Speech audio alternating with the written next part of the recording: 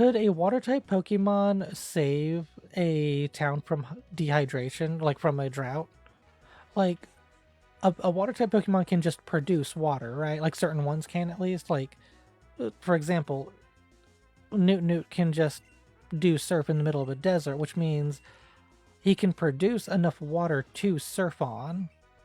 So, depends what is the water they produce coming from. Fair, fair. Kinda, there are limits to what they can do because they also still need to stay hydrated.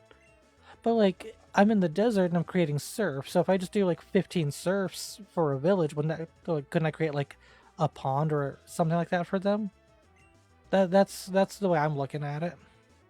It's like they don't, um, like for example, in Avatar: The Last Airbender, waterbenders need to have water or even at least produce sweat to be able to bend.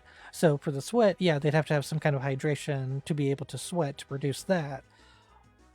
And they can't just create water, but it's like water types just kind of create water in Pokemon, it feels like.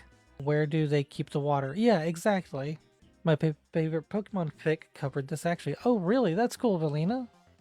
Maybe they pull the water from the air, but also desert. Maybe. Look, we're not here to solve real life problems with magic. True, true, true.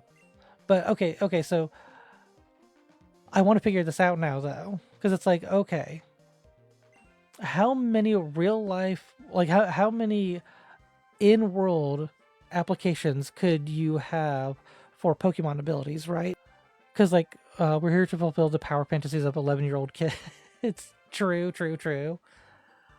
But like, okay, so in the anime even, right? The Squirtle Squad, the Squirtle becomes part of, or the Squirtle Squad becomes part of like the fire, like the fire brigade or whatever, right?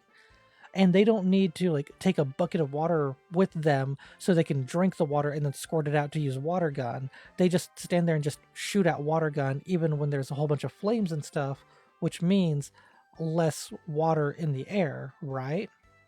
But if you pull water from the environment, you could disrupt the local ecosystem. Right.